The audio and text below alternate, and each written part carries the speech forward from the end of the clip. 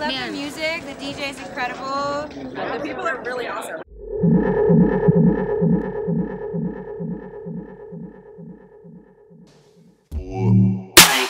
Headshot. Sit down. Hand up. Pass out. Wake up. Hate it.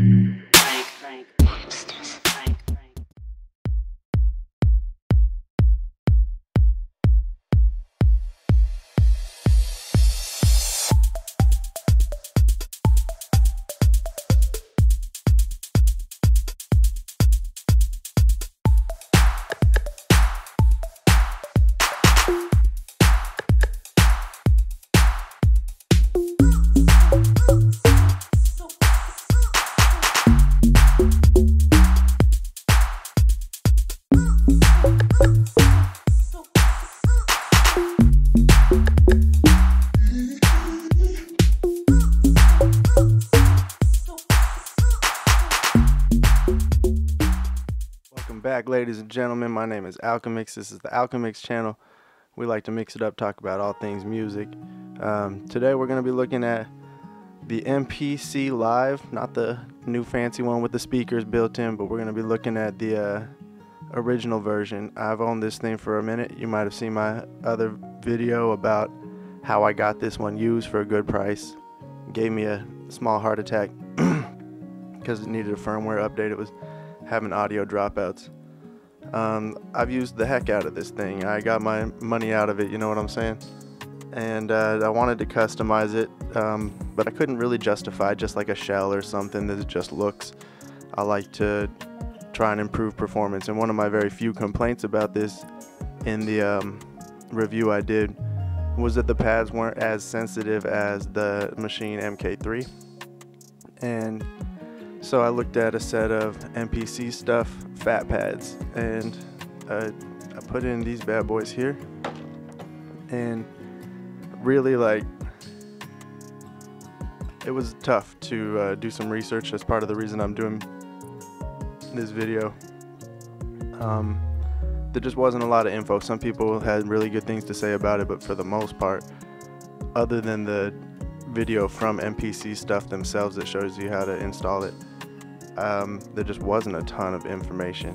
When I ordered the pads, I got a notice from them that they had one set of Corx, and I didn't even know what they were talking about, but they were saying with a live they almost suggest even using two set of Corx. So they were going to delay my order till they could get a set of Corx in.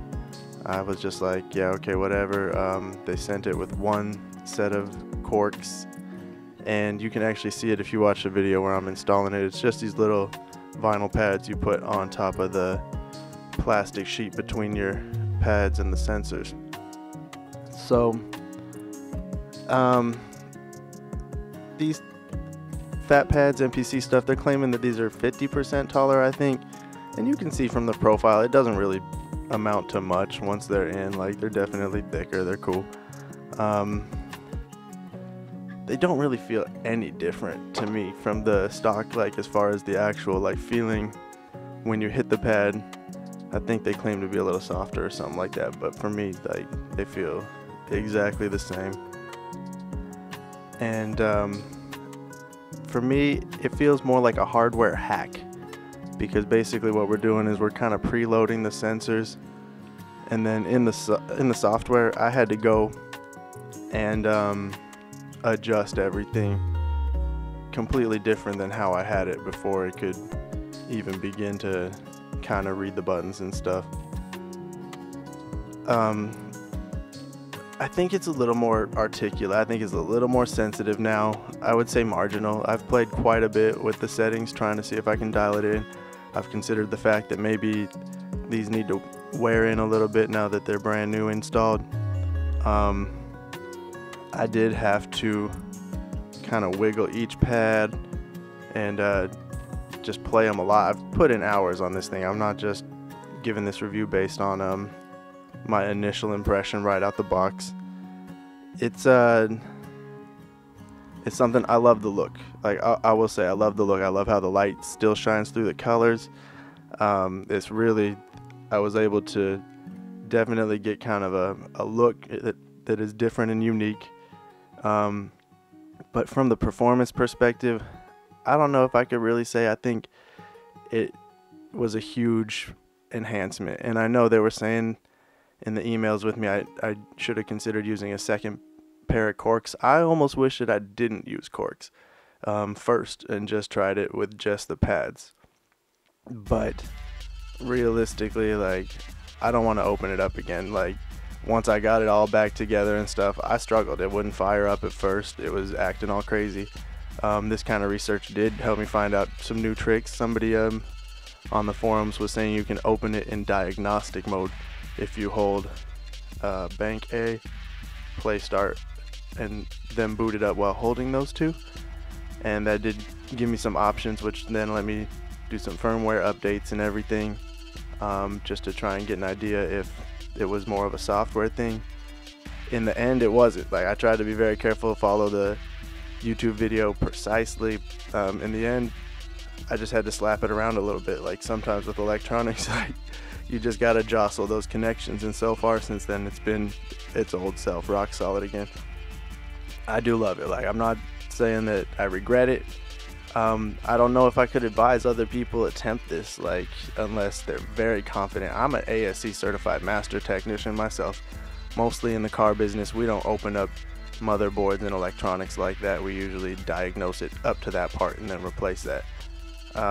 So this was still a little bit outside of my area of expertise, but yeah, despite my confidence and stuff, it still took me probably a good 3 hours, and there was just a lot of heartache when I thought I might have fried my system, you know, like, but that was the thing. I've been through this before. I got it for a good price back when they were still selling for a lot more, and I've used the heck out of it. I also have my machine. I got other ways that I could produce still. Like, if this is your only system, I would definitely recommend considering carefully, specifically the Live, the MPC Live. It's got the onboard batteries, which I love. I think that's an amazing feature.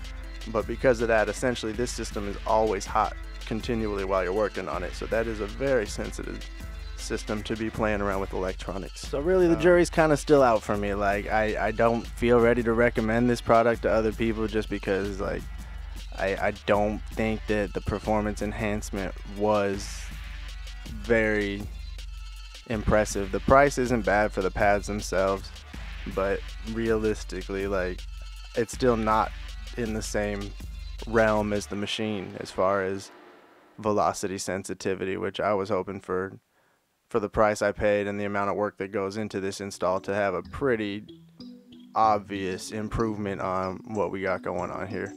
But I will say I think I can almost do triplets maybe a little faster.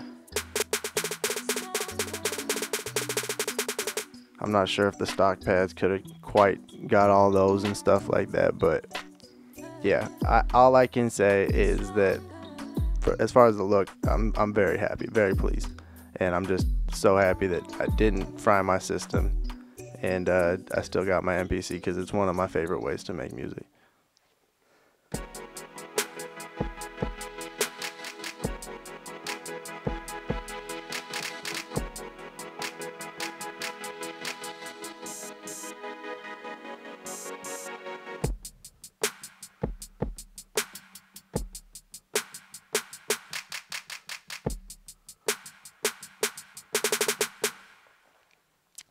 You can watch something I will say about it, and I didn't really test the old pads super hardcore before I took them out, but I don't think there was as much discrepancy as there is here.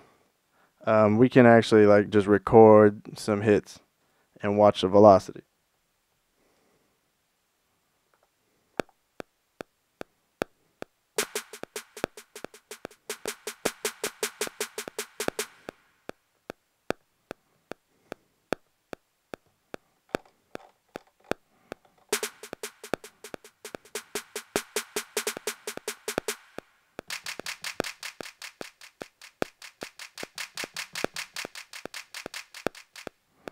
Now, for the most part, it has a pretty wide range on each one. I'm not complaining about the velocity sensitivity of the individual pad. but I noticed from pad to pad the amount of pressure you have to press can change.